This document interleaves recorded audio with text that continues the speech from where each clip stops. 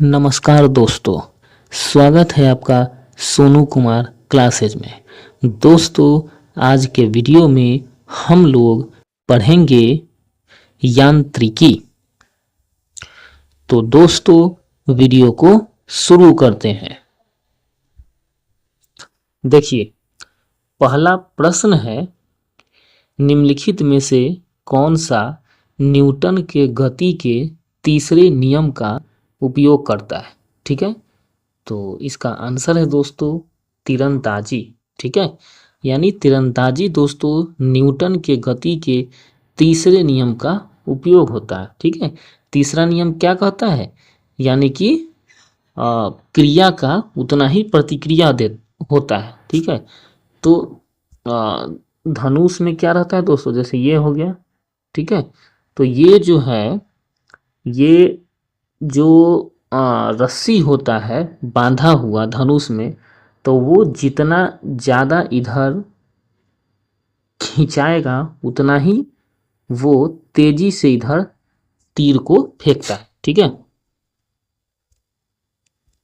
चलिए इसका व्याख्या देखिए।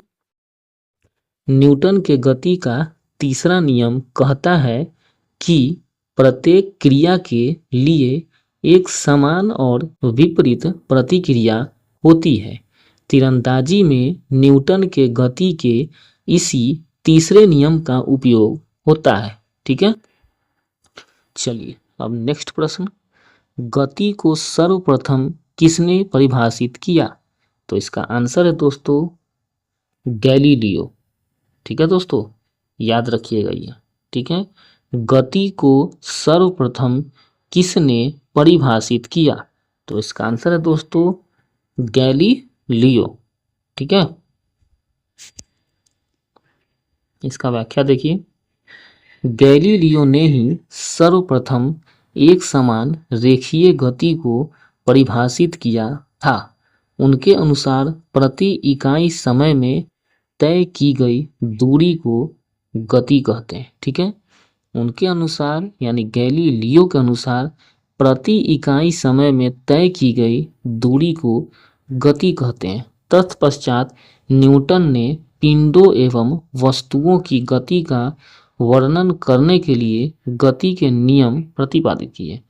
ठीक है, यानी इसके बाद न्यूटन ने पिंडों एवं वस्तुओं की गति का वर्णन करने के लिए गति के नियम को प्रतिपादित किए। ठीक है, यानी कहने का मतलब है कि दोस्तों कि गति का नियम सबसे पहले किसने दिया था, तो गैलीलियो ने दिया था। ठीक है, न्यूटन ने नहीं दिया था, इसीलिए इसमें कंफ्यूज नहीं होना। चलिए नेक्स्ट प्रश्न,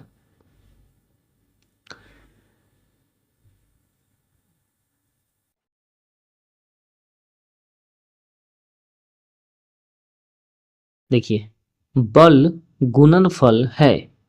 तो इसका आंसर है दोस्तों ये द्रव्यमान और त्वरण का। ठीक है, बल गुणनफल है द्रव्यमान और त्वरण का। ठीक है, चलिए इसका व्याख्या देखिए। देखिए, संवेग में परिवर्तन की दर को बल कहते हैं। ठीक है, संवेग में परिवर्तन की दर को बल कहते हैं।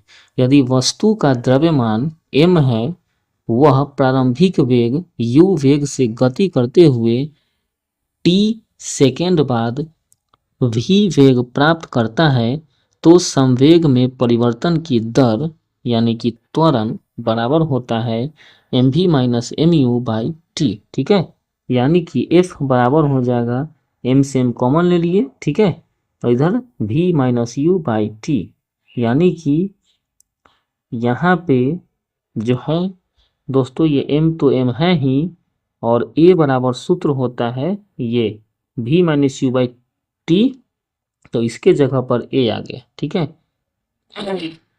ये यानी F बराबर ma, m मतलब द्रव्यमान और a मतलब हो गया त्वरण। चलिए नेक्स्ट प्रश्न, त्वरण ज्ञात करने का सही सूत्र कौन सा है। तो इसका आंसर दोस्तों ये a बराबर होता है v minus u by t। ठीक है, याद रखिएगा।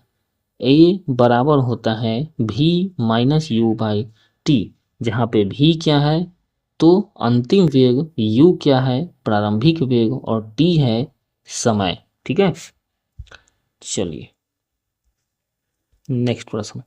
वॉशिंग मशीन का कार्यकारी सिद्धांत क्या है? तो इसका आंसर है दोस्तों अपकेंद्रण। चलिए इसका व्याख्या देखिए। वॉशिंग मशीन अपकेंद्रण के सिद्धांत पर कार्य करती है। ठीक है, वह प्रतिक्रिया बल जो परिमाण में अभिकेंद्रीय बल के बराबर होता है, परंतु जिसकी दिशा अभिकेंद्रीय बल के विपरीत अर्थात केंद्र से बाहर की ओर होती है, अपकेंद्रीय बल यानी कि सेंट्रीफ्यूगल फोर्स कहलाता है। ठीक है दोस्तों, यानी कहने का मतलब है दोस्तों, अगर जैसे ये कोई गोलाकार पथ है, ठीक है, तो इसके चारों तरफ अगर कोई पदार्थ गति करता है तो एक बल जो है उसको केंद्र की तरफ लगता है। ठीक है, और एक बल जो है इसके विपरीत केंद्र से बाहर लगता है। ठीक है, तो केंद्र के अंदर लगता है उस बल को अभिकेंद्रीय बल बोला जाता है, और जो केंद्र से बाहर की तरफ जो लगता है दोस्तों, तो इस बल को अपकेंद्रीय बल बोला जाता है। ठीक है, तो वॉशिंग मशीन दोस्तों अपकेंद्रीय बल के सिद्धांत पर काम करता है। ठीक है,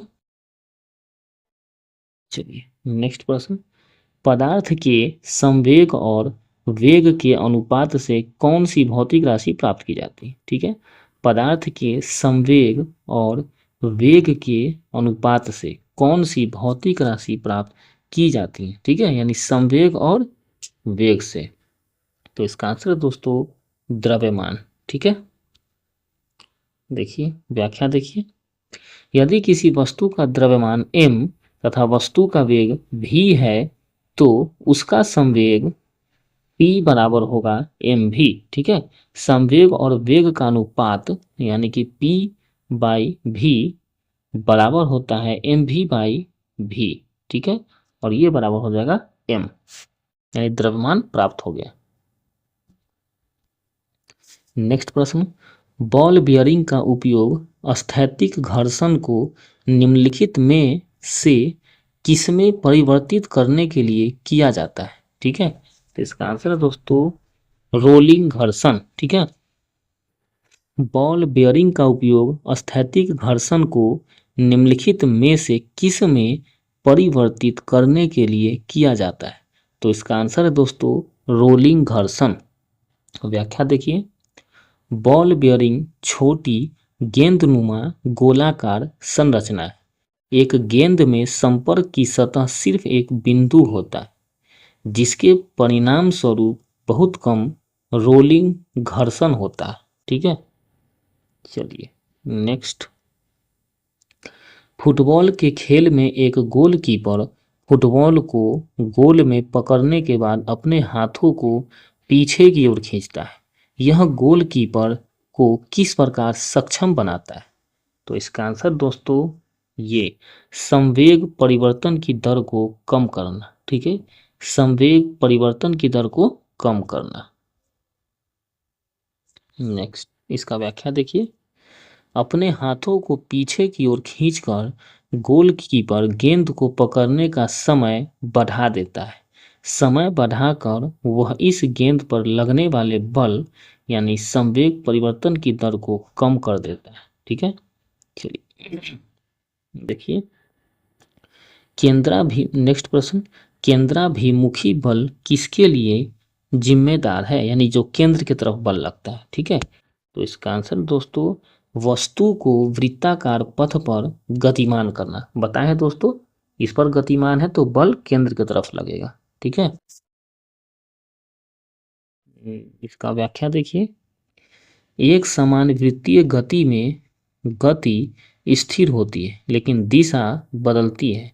दिशा या वेग बदलने के लिए जिस बल की आवश्यकता होती है उसे अभिकेंद्र बल कहते हैं। उदाहरण के लिए यदि किसी डोरी से बंधे हुए पत्थर को कोई व्यक्ति घुमाता है तो वहां अभिकेंद्रीय केंद्राभिमुखी बल कार्य करता है। चलिए नेक्स्ट, निम्नलिखित में से किस ऊर्जा परिवर्तन में घर्षण बल शामिल होता है? तो इसका आंसर है दोस्तों गतिज ऊर्जा से उष्मा ऊर्जा। ठीक है, यानी जब घर्षण होता है तो उसमें गतिज ऊर्जा उष्मा ऊर्जा में बदलती है। इसका व्याख्या देखिए, घर्षण बल स्थिर स्थिति के साथ साथ गतिमान स्थिति में भी लागू होता है। घर्षण से संबंधित गुणांक को स्थैतिक गुणांक और गतिशील गुणांक कहा जाता है, जबकि स्थिर स्थिति में कोई विस्थापन नहीं होता है, अर्थात कोई कार्य नहीं किया जाता है और कोई ऊर्जा रूपांतरण नहीं होता है। यह गतिशील स्थिति में घर्षण बल के विरुद्ध गति होती है, जिससे ऊष्मा के माध्यम से ऊर्जा की हानि होती है। दूसरे शब्दों में गतिज ऊर्जा ऊष्मा में परिवर्तित होती है। चलिए नेक्स्ट प्रश्न, एक बस सीधे रास्ते पर चल रही है और अचानक दाईं ओर एक तेज मोड़ लेती है। बस में बैठे यात्री कैसे रहेंगे? तो इसका आंसर है दोस्तों बाईं ओर झुकेंगे। ठीक है, दाईं तरफ वो झुका तो इधर बाईं ओर झुकेंगे। इसका व्याख्या देखिए, जब बस तीव्र गति से दाईं ओर मुड़ती है तो बस का जड़त्व बदल जाता है, लेकिन यात्रियों की जड़ता अब भी सीधी दिशा की ओर रहती है, इसलिए यात्री बाईं ओर झुक जाते हैं। चलिए नेक्स्ट प्रश्न, एक क्षैतिज वृत्त में स्थिर चाल से घूम रहे पिंड के लिए निम्नलिखित में से कौन सा स्थिर रहेगा? तो इसका आंसर है दोस्तों गतिज ऊर्जा। ठीक है, एक क्षैतिज वृत्त में स्थिर चाल से घूम रहे पिंड के लिए निम्नलिखित में कौन सा स्थिर रहेगा? तो गतिज ऊर्जा। इसका व्याख्या देखिए, जब कोई पिंड क्षैतिज वृत्त में स्थिर गति या चाल से घूम रहा हो तो उस पिंड की गतिज ऊर्जा स्थिर रहेगी।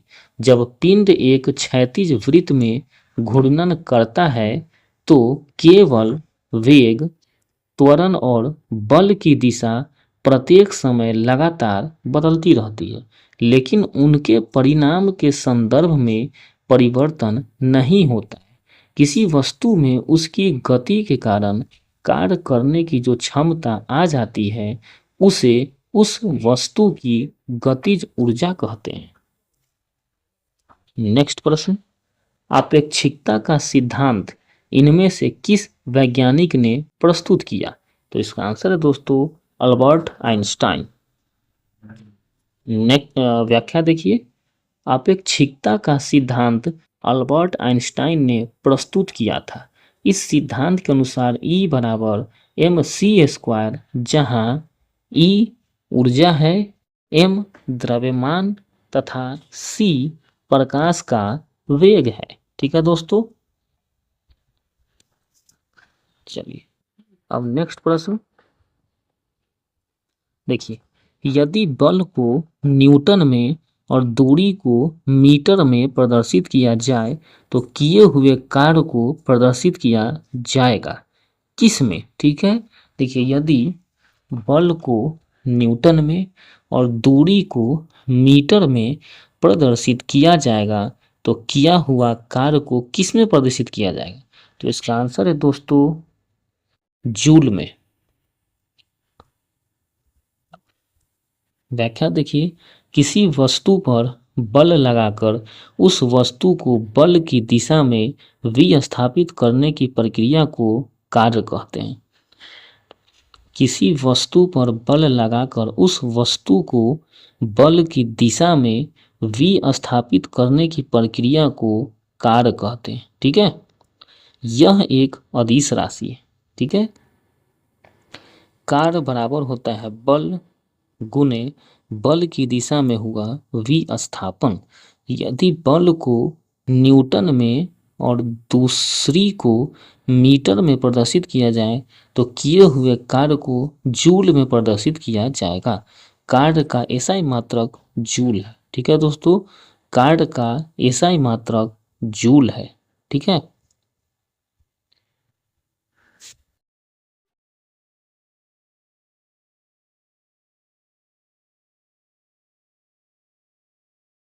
तो दोस्तों, इस तरह से आज के वीडियो में हम लोगों ने पढ़ा यांत्रिकी। तो दोस्तों, मिलते हैं फिर अगले वीडियो में। तब तक के लिए जय हिंद, जय भारत।